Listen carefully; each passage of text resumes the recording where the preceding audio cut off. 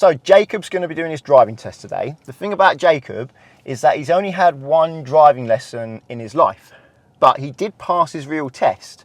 And you've been driving for a little while, haven't you? Mm-hmm. About around 3 years, since December 2020. So, yes, just over 3 years. And you're interested in whether or not you would still pass the test. Yep. So you only had one lesson, though, to pass the real test. How did you pass then with one lesson? What did you do? Did a lot of like driving with family, but then I used videos of mock tests and real tests online. Yeah. And sort of took what they did and then tried to do what they did to pass the real test. So that genuinely helped you then? That genuinely helped me, yeah. Just one lesson, that's quite remarkable. I do see in the comments sometimes people say that they haven't had any lessons and they've just watched videos and practiced with a family member and managed to pass, which is quite amazing actually, to be able to do that all on your own. So I'm going to see if you can pass the test still after just over 3 years. I've given him a little bit of help because he's driven to this location, which is about 5 minutes, and I give him a few tips, but I don't want to give him too much because I do want it to be as genuine as possible to see what you're doing. You've got to be safe and legal, and that's really what I'm assessing mostly, is do I think you're safe and legal.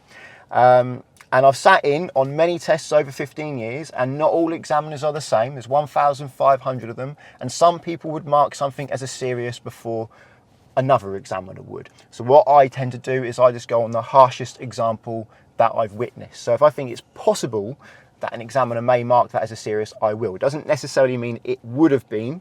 They're all very similar, the examiners, but for certain things it is judgment, and everybody does have a slightly different judgment.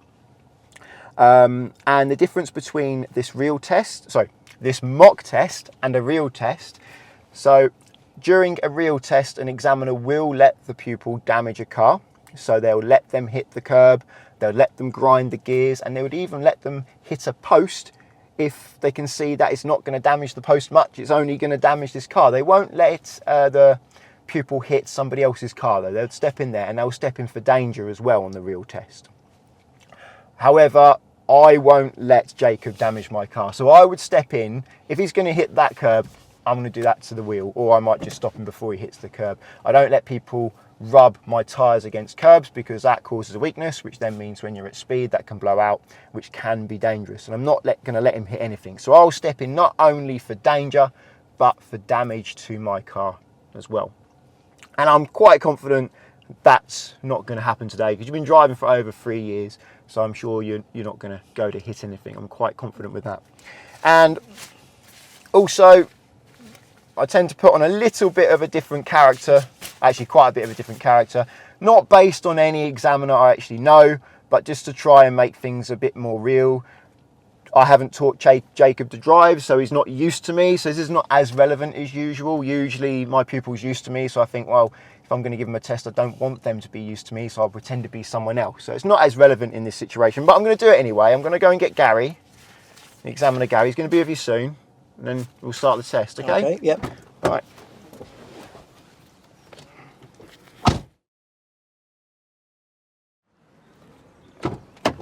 Hello. Hello, Gary. You all right? All right. Okay. How you know my name's Gary? No idea. Richard told you, didn't he? Yeah. You knew who you were getting, didn't he? Yeah, cheeky. Right. So what's your name? My name's Jacob. Okay, hello Jacob. So we'll be doing the driving test today. I'm sure you're aware of that. Yep. Would you like me to tell you about the test? Yep, you can do. It's going to be between 38 and 40 minutes. Some of it's going to have you following the sat-nav. It may include the emergency stop. There'll be one manoeuvre and it's going to take into account various road and traffic conditions. I'd like you to follow the road ahead unless I tell you to turn left or right, or road signs or markings direct you otherwise. Unless of course you're following the sat-nav, which will be part of the driving test. To start the test though, we're going to reverse into one of these parking spaces, but not this one. Okay. So I want you to pull out of this parking space, turn right over there, and then reverse into a different space, please. Okay. You okay with that? Yep. All right. Before you do that, I will set the sat-nav up now because we will be using the sat-nav. Hopefully that works. There we go. But not just yet. We'll do the manoeuvre first. Okay. Ready when you are.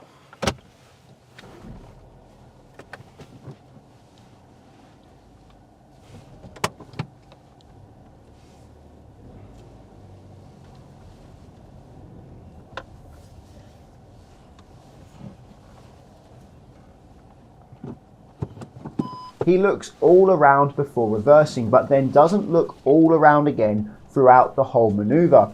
He does 2 left shoulder checks, but no right shoulder checks. In my experience, this would be a minor mark for observations, reverse park, car park. He should look all around often enough that he would notice anyone approaching before they have a chance to reach him. You finished? Yep. Right, thank you. Nicely between the lines, but he is a bit far back. As the wheels are within the bay and no harm has been done, it's unlikely this would be marked on test.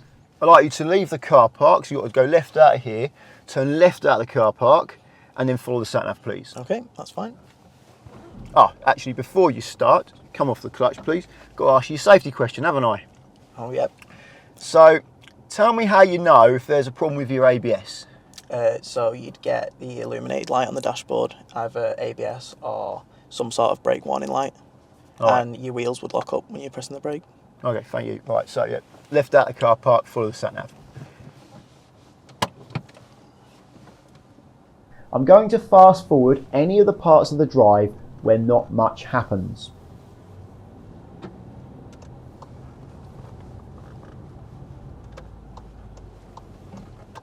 In 150 yards, turn right onto Recreation Road.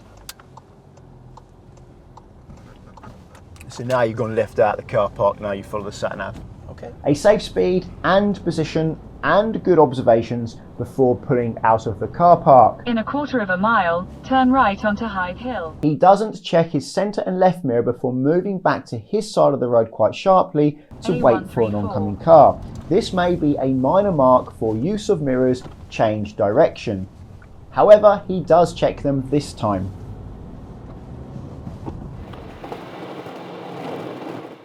This is a pinch point in the road and we are very close to both the curb and the oncoming car. Being this close at this speed is making me feel a bit uncomfortable.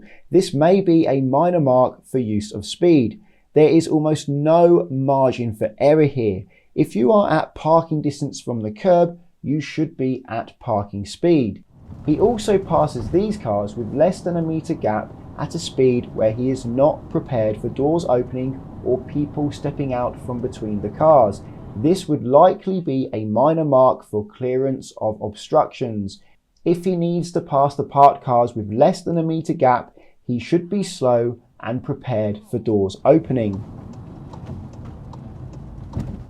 Here is an example of why it's important to steer into the correct side of the road at junctions when possible. Watch how this silver car forces Jacob to brake harshly. If the driver of this silver car was on a driving test, this would certainly be a serious mark for junctions, cutting corners, and therefore a fail.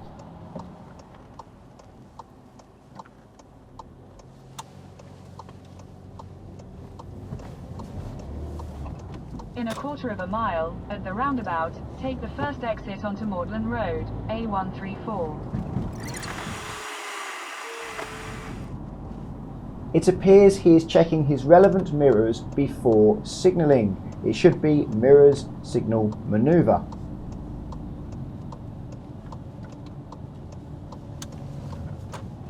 In 50 yards, at the roundabout, take the first exit and stay on Magdalen Road, A134. In 150 yards, at the roundabout, take the second exit onto Hyde Quay, A134. A safe approach speed and good observations at the mini roundabouts. He's ready to stop without braking harshly if he needs to. In a quarter of a mile, at the roundabout, take the first exit onto Colne Causeway, A134.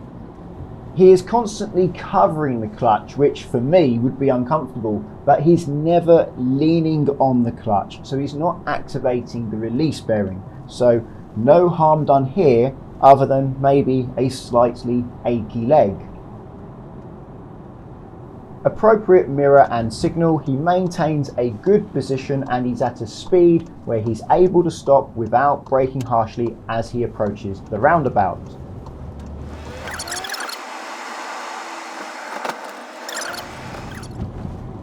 In 300 yards, at the roundabout, continue straight onto Colne Causeway, Elmstead Road. Find it easier to use the right lane here. and exit in the right lane as well. So start in the right lane and exit in the right lane. That'll help you later. It's good to see that he is signalling to leave roundabouts. In 100 yards, at Greenstead roundabout, take the second exit onto St Andrews Avenue, A133. It's not going to come across well on camera, but he doesn't notice this mini roundabout until it's late and he has to brake hard. How hard he had to brake isn't hard enough that it would likely be a serious mark on the driving test, but it would certainly be a minor mark for Junctions approach speed.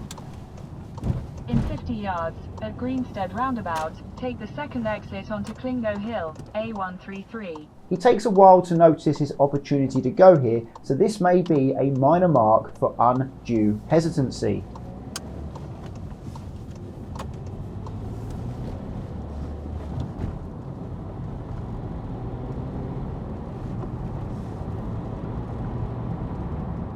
Jacob has made the common mistake of going over the speed limit before passing a new speed limit sign. The road is currently 30 and after the sign it's 50. He goes over the limit enough that I'm confident it would certainly be a serious mark for use of speed and therefore a driving test fail. Normally I would verbally or physically intervene before the speed was this much over the limit. As it's a test, I really don't want to intervene unless I must. And as we are now this close to the speed limit change, I decided not to say anything until the test is over.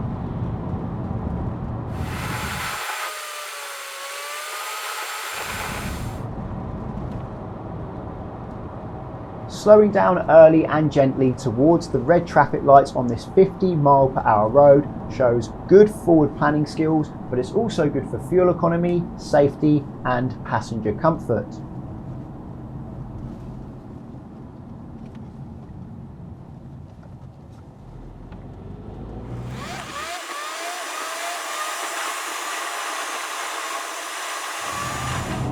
Bear in mind, vehicles look about twice as far ahead on this camera than they actually are. It's good that he's using the overtaking lane for overtaking and the left lane for driving, but he could be getting more out of the 70-mile-per-hour speed limit on this road, as it is currently safe to do so. I've had pupils get a minor mark for appropriate speed for doing 60 miles an hour on this 70-mile-per-hour road. In half a mile, turn left onto Tye Road.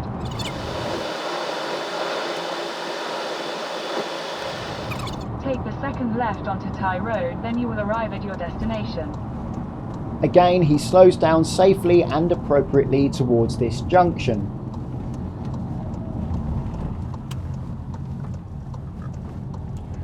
And pull over in a safe place on the left, please.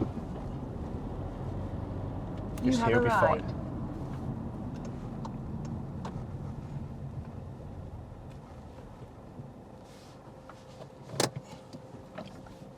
Okay, it's just a way marker, so continue to the next one. Move away when you're ready, please.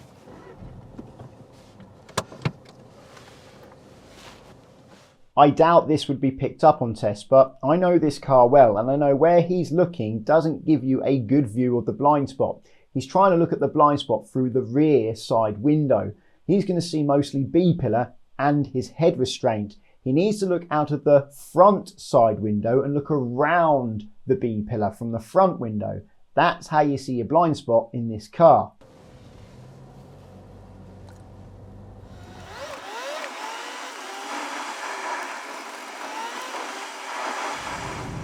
On this 60-mile-per-hour country road, he has been keeping a safe position. He has been keeping it left, but not so left that he risks hitting anything sticking out from the edge, and he has been driving at a sensible speed for how far he can see. He could go a bit faster in places and still be safe, but he has been fast enough throughout this road so far to pass the learner driving test. So what would you normally be doing today then? It's a Sunday, so not much at all usually.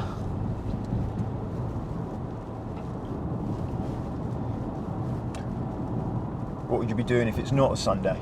I'd be working Monday to Friday. What do you do for work? I'm a data analyst. Oh, one of those. Yep. People keep telling me they do that. I don't know what that means. Neither do I.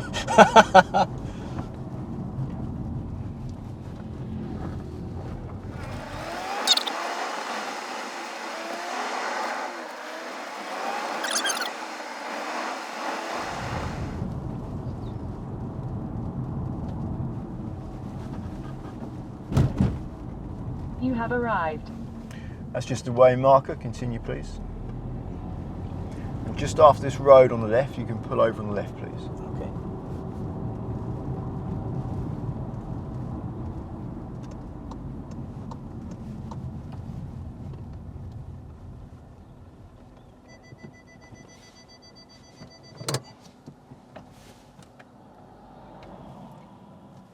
Continue when you're ready.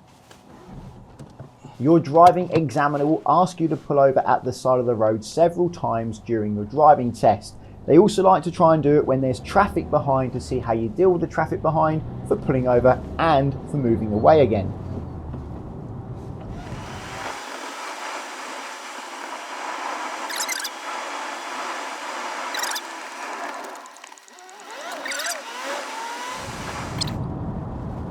Just after this bend, the road starts to straighten out. Okay. Actually, it's just after the next bend. So see, it says 40, Yep. and it bends to the left. Yep. I want you to stop not too long after that little bend. Okay. Just anywhere on the left? Yes, please. Okay. Yeah, stop now, please.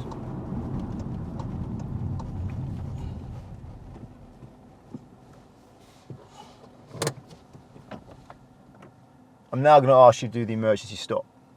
So I'd like you to move away, drive as normal. I'm going to put my hand out and say stop. I want you to do the emergency stop. Only do the emergency stop if I put my hand out and say stop, because it may become unsafe. And you may see me look behind to make sure it's safe to do that. Okay. Okay, move away when no one's coming in, please.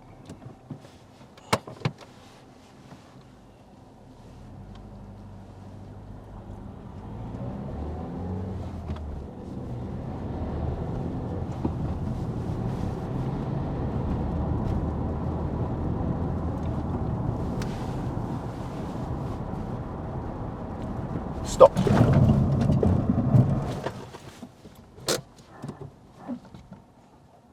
Thank you. I won't ask you to do that again. If you can move away when you're ready. Good reaction to my instruction, good pressure on the brakes, the ABS did get used, and he kept his vision on the road. Also, he checks both blind spots before moving away, which is important after the emergency stop.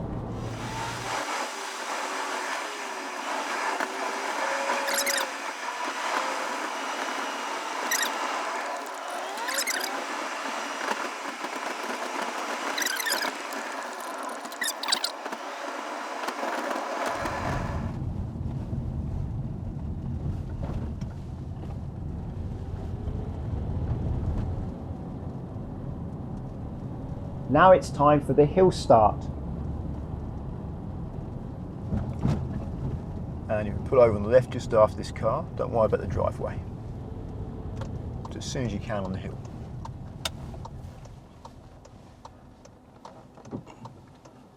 Thank you. Right, move away when you're ready, please.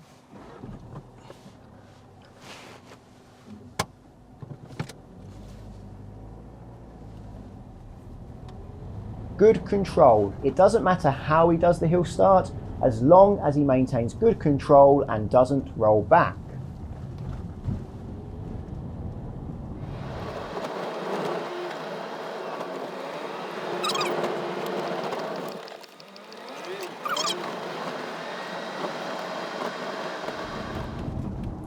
And now for the angle start.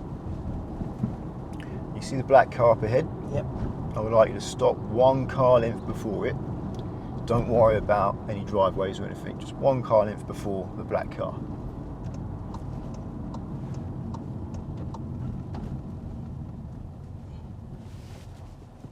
Keep going a little bit further, a little bit further. That'll do. Right, that's the end of the sat-nav. So don't follow the sat-nav anymore, Okay. just follow my directions, follow the road ahead unless I say left or right, or road signs or road markings direct you otherwise. Okay. I'd like to move away when you're ready, please. He checks his left blind spot, which isn't really necessary here, but he doesn't check his right blind spot before moving away, so that would be a minor mark for move off safety. However, his control is excellent.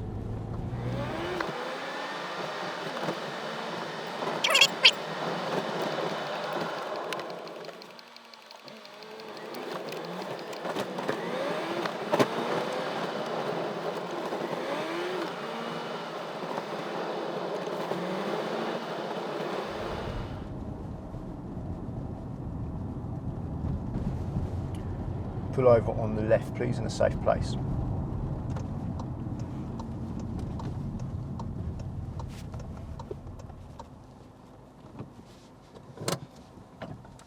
Okay. I'll just come out of character there a little bit. I went like that because you're I'm a bit close. Bit close. I'm trying to get out of the way. bit close. Not touching though.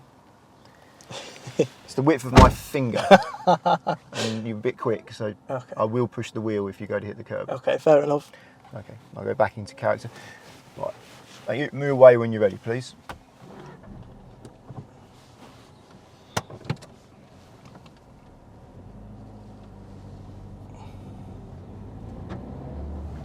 This speed bump isn't too bad. But the next one is much higher. I don't know if you can see it on camera, but there's lots of score marks on the bump from where it's contacted vehicles. You can get marked down on the driving test for hitting speed bumps too hard, but on this occasion, I don't think he quite hits it hard enough. I reckon he would have got away with that, but only just.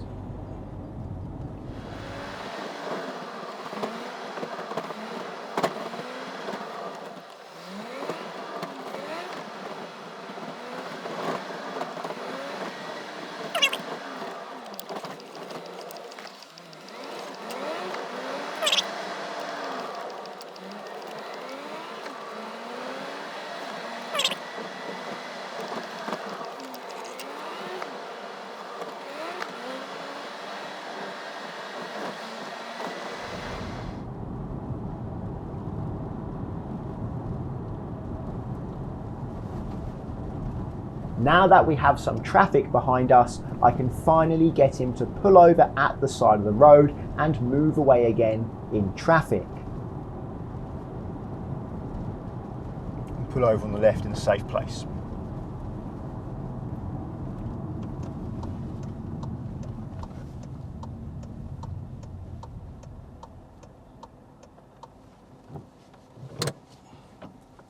Move away when you're ready, please.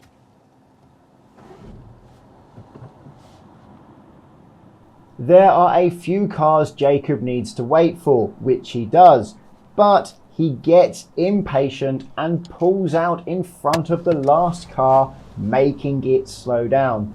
The car didn't slow down enough for it to definitely be a serious mark for move off safety on the driving test, but it's quite likely this would be a serious and therefore a fail. This serious mark will replace the minor mark he got earlier for not checking his right blind spot when moving away from the side of the road.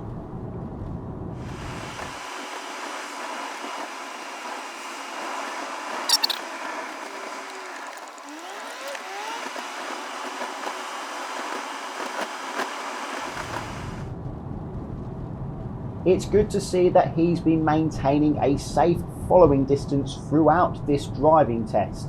He hasn't been too close to the vehicle in front.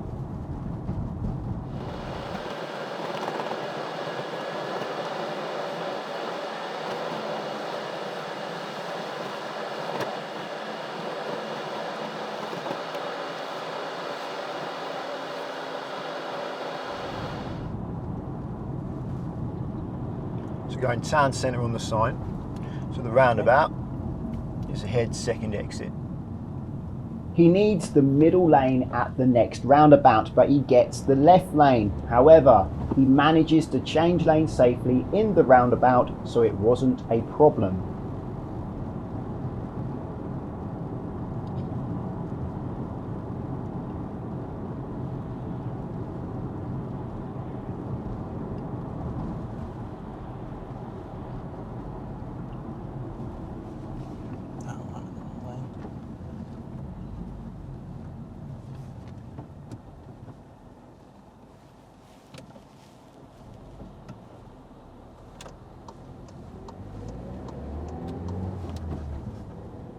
So he changed lanes safely on the roundabout. But if you are local to this area, you will be aware that this lane positions us to make it appear like we are going to take this exit. But this lane can go both ways. I recommend signalling right if you are intending to go this way on this particular roundabout. If you do this roundabout daily and don't signal right here, a vehicle will probably pull out in front of you around about once a week. This is just a tip and it won't be marked on this test.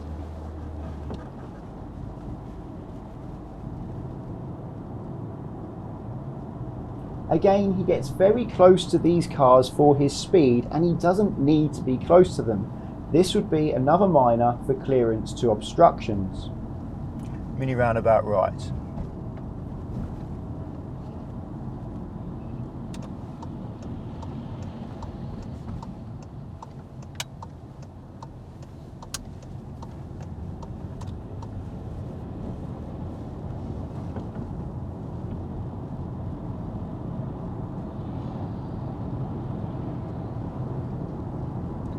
At the traffic lights, left.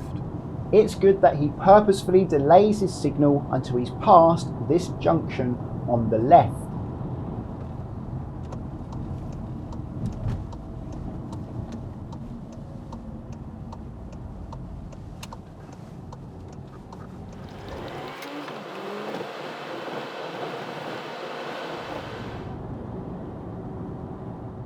Again, he is well within a metre of the parked cars, this time at 28 miles per hour.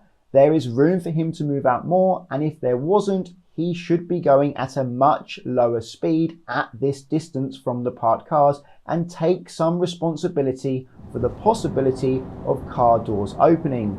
This is another minor for clearance to obstructions, and if there were more parked cars on this test route, it would likely become a serious fault. He signals right to go ahead at this mini roundabout. This is misleading and therefore this would be a minor mark for signals correctly. You shouldn't signal right if you're going straight at a mini roundabout. At these traffic lights, we'll go left. Okay.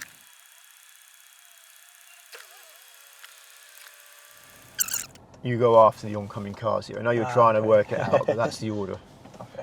Okay. Save you waiting on the clutch. That's the instructor coming out of me. I shouldn't actually be giving him any help like this during his test. Another good hill start.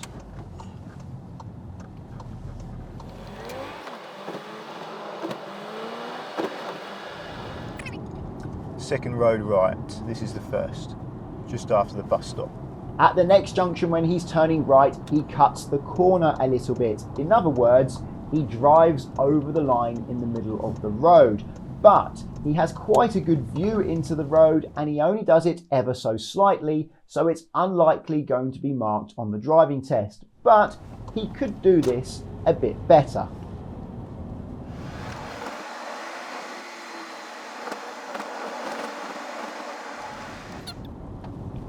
And enter the car park on the right in between the yellow posts. Bear in mind, cars will be entering and leaving.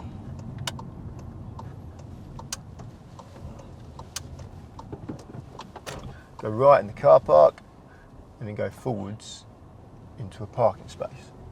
As Jacob has already done his manoeuvre for this test, even if he parks halfway across two bays here, this won't be counted towards this driving test. Okay, that's the end of your test. Sorry to say you didn't pass. Oh, no way. I'll get Richard to do the debrief. Okay. All right.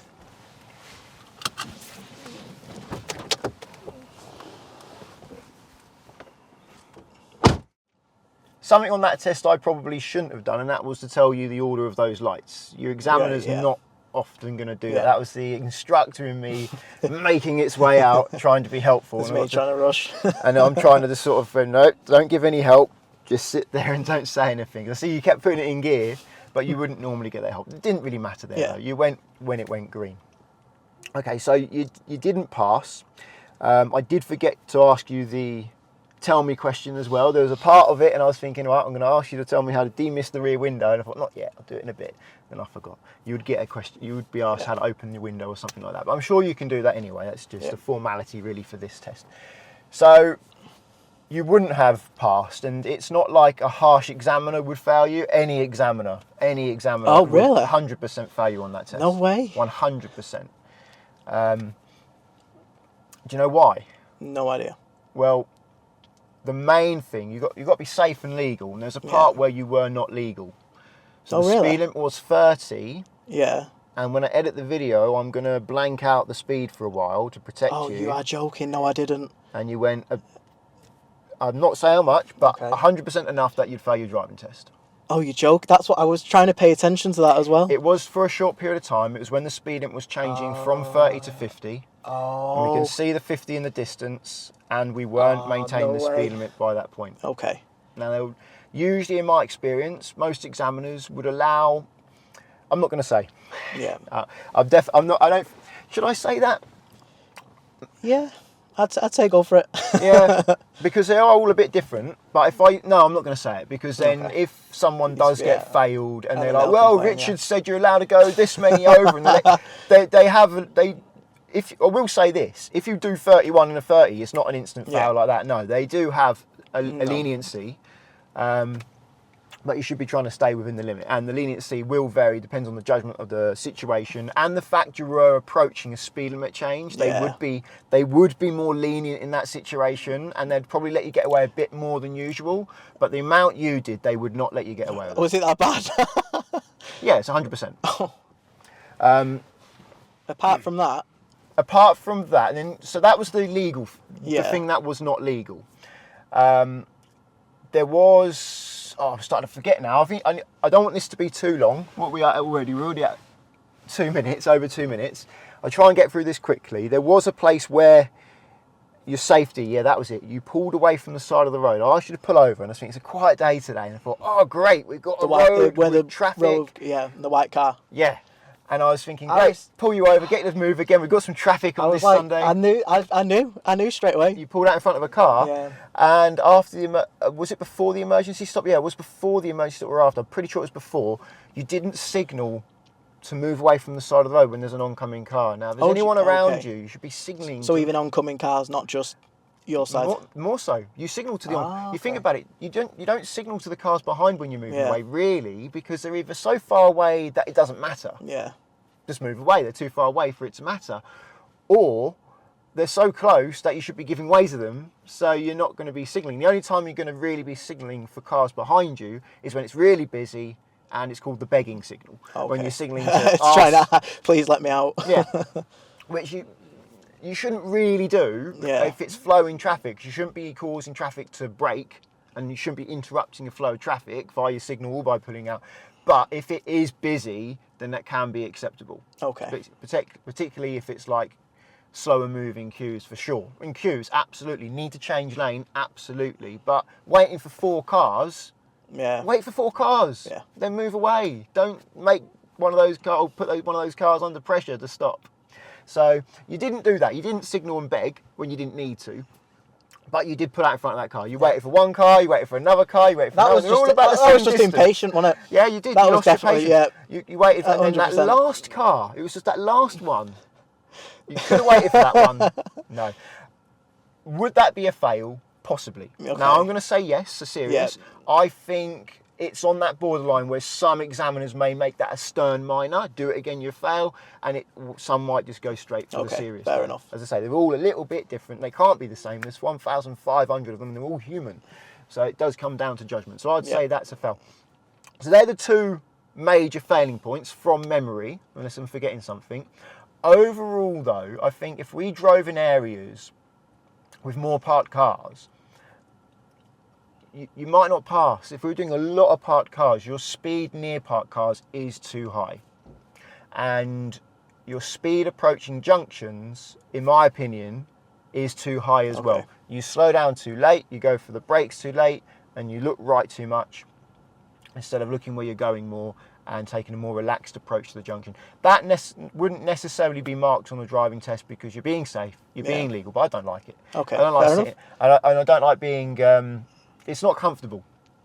I mean, there was one roundabout, the double roundabout, 2 mini roundabouts you did, where you did have to brake quite hard, and that would be marked. Yeah. You would have got a mark for that on your test because I don't know if you remember, you got we call it the magic roundabout. Yeah, that was me not realising where the roundabout started. But that's the point. Yeah. You're in an area you don't know. Yeah. And you're right, done that roundabout. Let's get up to. It's another roundabout in front Yeah. of you here. Pay attention. Just take your time. Take it easy.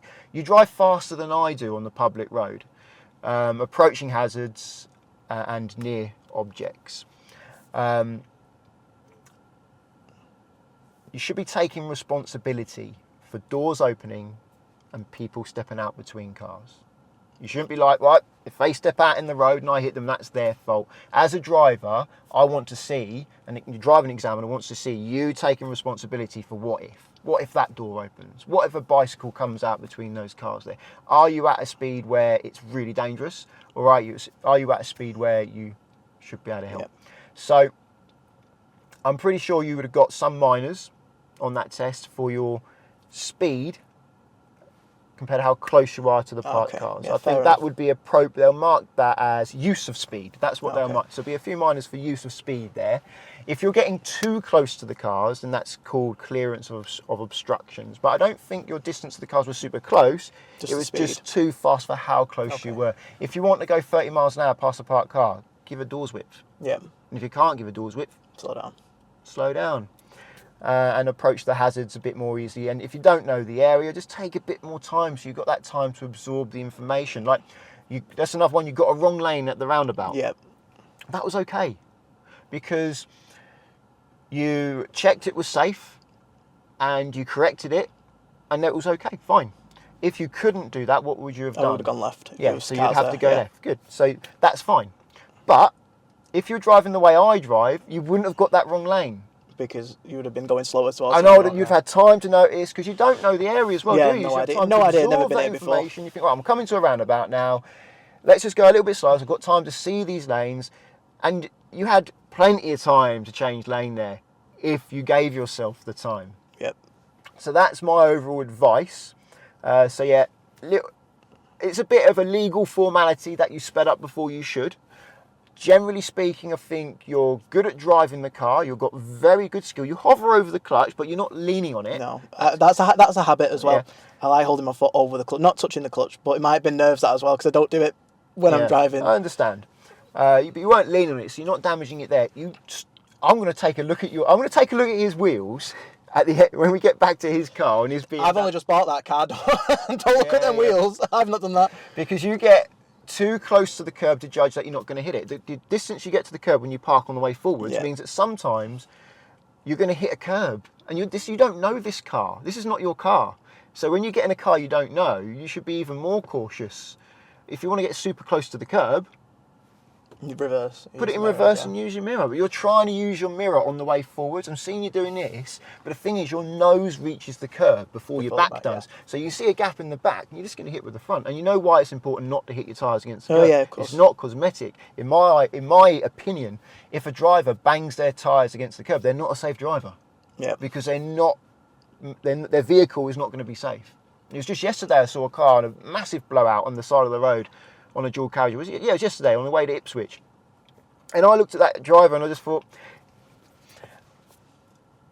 I bet they're feeling sorry for themselves. I bet they're thinking, oh, I'm so unlucky, I got a blowout. Oh, this always happens.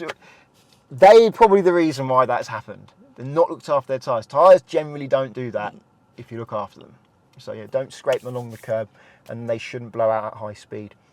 Anyway, that's a bit long, isn't it? It's getting on. That's a long debrief. I've learned a few things today. Yeah, well, I'm gonna drive you back, and I'll just give you my advice. You don't have to do it, but just on how maybe you can make your passengers feel more comfortable, drive more successfully in places you don't know, and just make yourself and others around you a bit more safe, because you're at that safety level where you can drive for a while, years, and nothing's going to go wrong. But I can see things that it's unlikely, but you're going to come you're going to come a cropper there in 10 years or something. Like if something's a 1 in 10,000 chance of happening, and you do it 5 times a day, it's not that long before that's almost it's going to happen. And that's the problem with probability there when you've got such a long period, isn't it? When you have enough time, anything happens. Anyway, I'll end the video there. If you are looking for car insurance, check out the links to Collingwood and Confused in the description. If you're learning to drive and want to insure yourself on somebody else's car, then Collingwood are there for you. It's important to do it like this because if you're putting yourself on the owner's policy, then obviously lost myself now, haven't I? Lost my little thing I do. I'll try that again. Well, Collingwood, basically, you insure yourself on somebody else's car, so you don't have to risk the owner's policy. So if you're learning to drive, that's a good way to practice in their car without them feeling stressed that you're going to lose their no claims bonus or make their premiums go up, because it is your own policy. And via the link at the moment, it's up to 35% off and a £20 Amazon gift card. But if you want to insure your own car, what I recommend doing is going to confused.com, because you fill out one quote form, get loads of quotes back to compare who's cheapest, and you can change your car on that quote as many times as you like, which is a good way to compare how much it costs to insure different cars. And at the moment, insurance is expensive, particularly for new drivers, and what car you choose makes a big difference. You wanted to say something there? I can tell you that insurance is expensive at the moment. Yeah. £4,100. That's what crikey. So confused.com. I'm 36 years old, so I'm not old yet, but I do miss being younger, but for that reason I don't miss being... Anyway, using the links doesn't cost you anything, but it does support the channel, so thank you very much. Subscribe to get my future videos, and until the next one, cheerio.